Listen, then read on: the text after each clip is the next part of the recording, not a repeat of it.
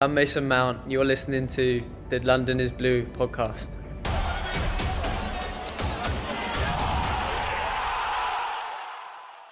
All right, so let's go ahead and wrap with some positive things we can talk about. So I think, Dan, you were pretty excited about Emerson's performance today.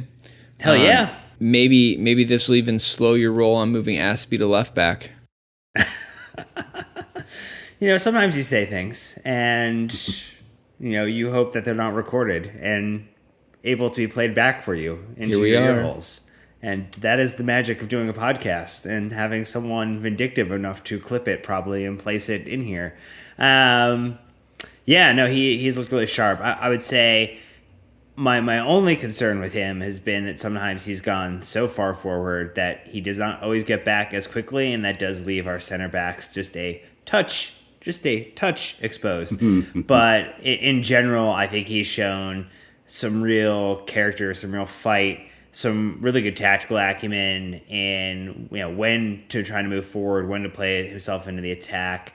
I like to see him continue to improve how he's engaging with Pulisic and whomever he's working with in the midfield, because these fullbacks have to get forward if Frank is going to really institute what he wants to do, Nick. But in general, I'm more positive on Emerson than I was in the start of the season. And he's definitely looking like that player that Juventus wanted to buy to replace Alexandro. Yeah, I mean he's looked great. I'm impressed with the amount of minutes that he's played too. I mean, there was one point in the match where you and I were looking at each other, and because the way the ball was moving across the pitch, he actually went over to the right side and was playing further up the pitch than Aspie to help kind of create something on offense, because we were kind of down in the dumps a little bit. He was everywhere today. You just kind of hope that, with his injury history, that he's able to stay healthy. And that's kind of my only concern with him. Otherwise, I've been very impressed. I think he's a fantastic one-on-one defender.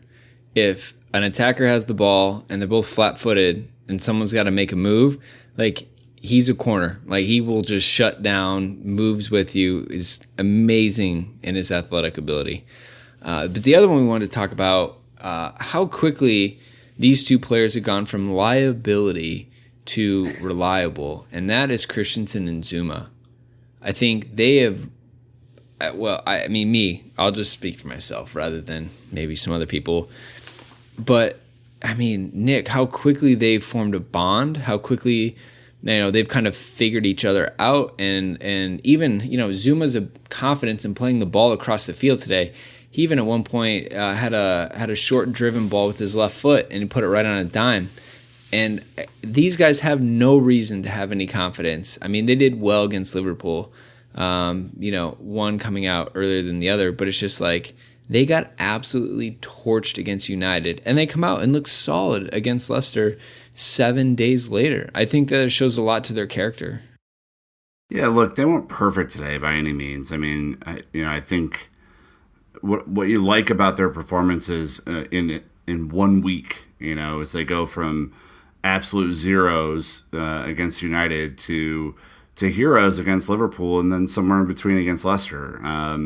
I will agree that Zuma's passing, the short passing, has still a lot to be desired, but he was pinging some Rudiger-esque crossfield balls today that were really impressive. And then I think conversely, I have been very impressed, Dan, with how quickly Christensen has regained his ability to read the game and sprint with Jamie Vardy. There were 2 or 3 times where it was just kind of one-on-one and he had to make a play, and he did.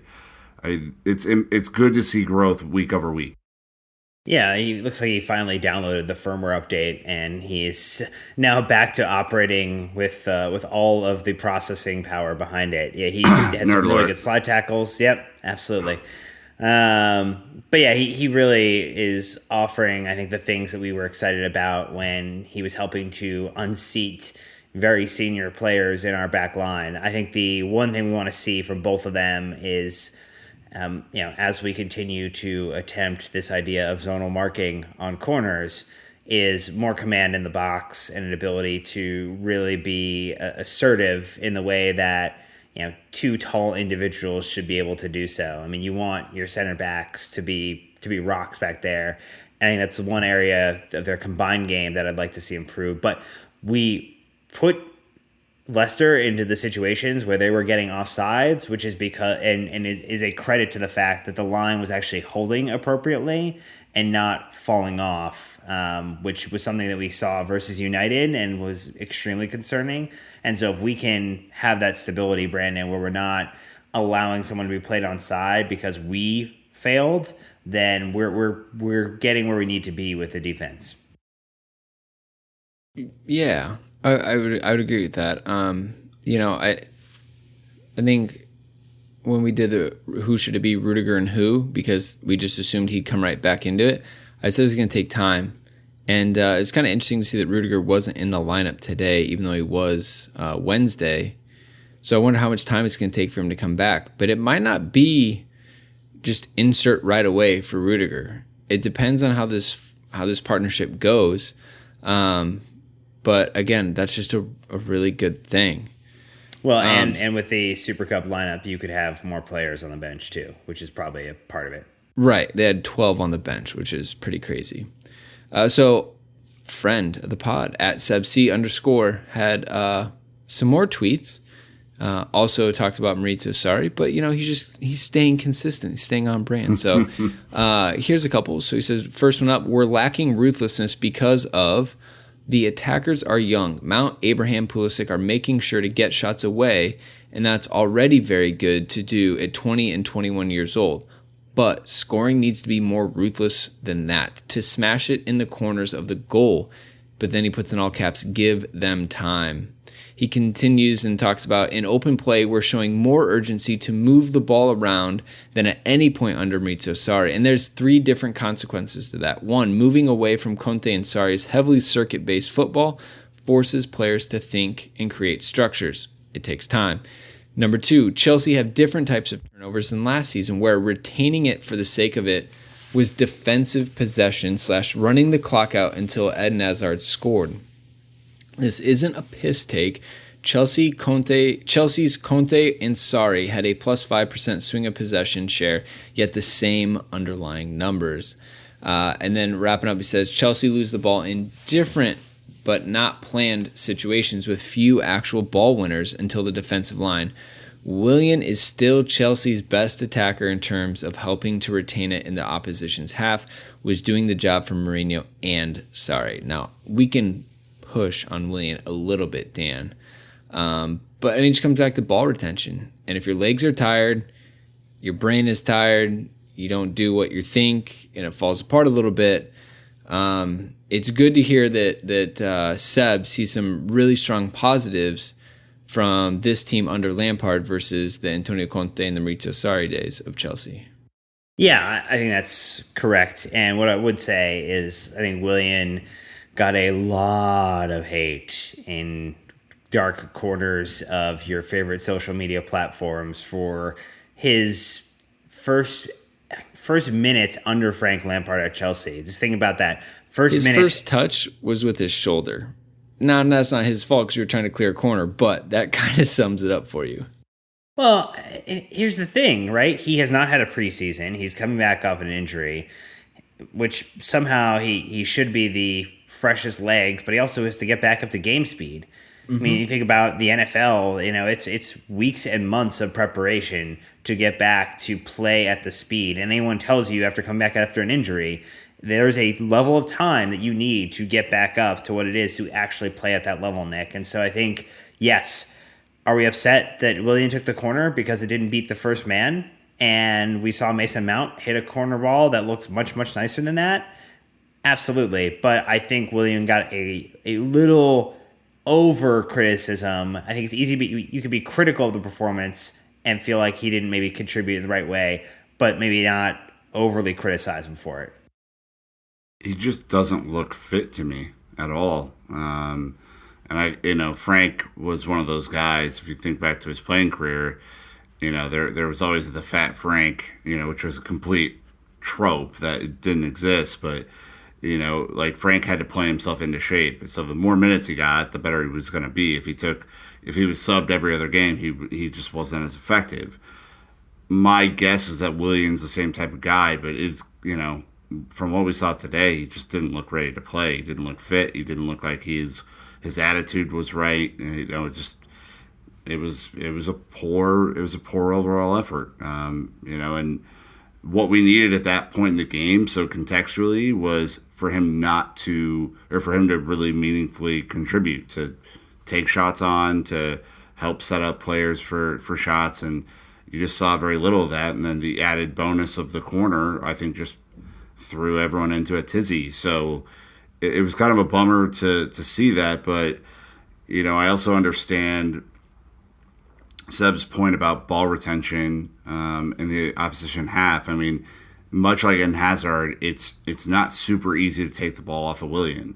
As a defender, you're always at risk of him, kind of dribbling past you or crossing you up.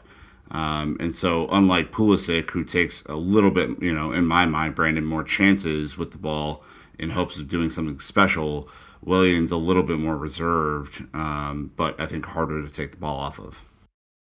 Yeah. Look, I think Willian didn't cover himself in glory. Danny and I were talking about it at the pub. Our biggest concern, maybe complaint, even borderline, is when he lost the ball, he just stood there. He didn't go try to win it back. And I think that's every fan's biggest frustration with players at times.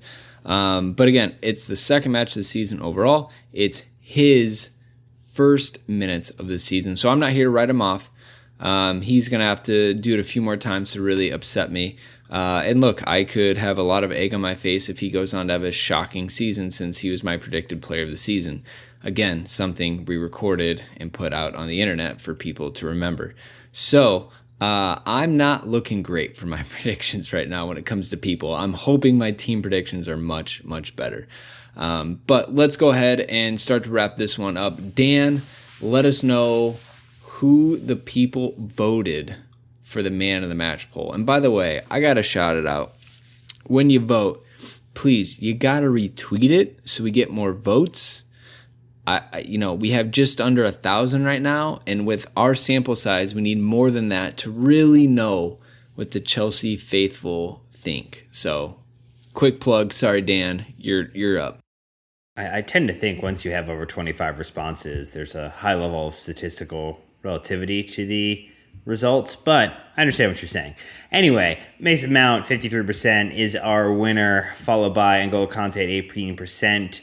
Christensen at 16% and Emerson at 13%. I think Zuma was the other one I got a couple tweets or a shout for. But yeah, I mean, when you only score one goal, and that's probably going to be the person who wins it. And I think Mount had a great game. So yes, approved.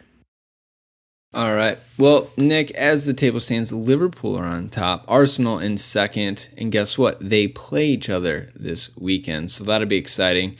Man City, Brighton, let's see, Tottenham, then Bournemouth, and Sheffield, and Everton, all on 4 points. And then Man United leads the 3-point gang because they still have to play Monday before recording. And then you have Burnley, Norwich on 3, Leicester City at 2, and then Wolves, Palace, Chelsea, West Ham on 1, and Villa, Newcastle, Southampton, and Watford on nothing. You gotta love hearing on BBC and whatever, all this Sky Sports and all that stuff that already looking at sacking the Watford manager, because why not after 2 matches in the season? Might as well dump the Steve Bruce at Newcastle and whoever's in charge of Southampton these days. I'm not sure. House and Hootel. There you go. Good for you. Thanks, man. But the table is absolutely bonkers. At what week do you feel like is an appropriate time to give the table some stock? So much like the college football playoff, which does not really become a thing until mid-October, so like 7 or 8 game weeks into the season for college football out of like 12. I think it's probably a similar scenario for the Premier League. You're not going to see a lot of separation until at least the first week of October.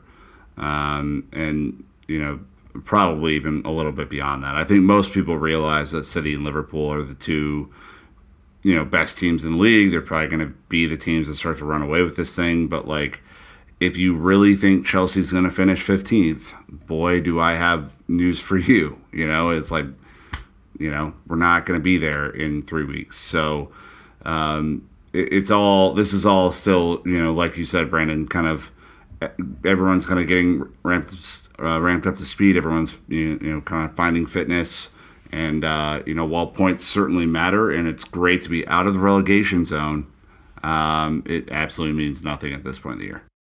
Yep. So Wolves and United on Monday before we recorded. So we'll probably give an update in our second pod of the week. But Dan, I'll go ahead and let you wrap with one final point before we say goodbye.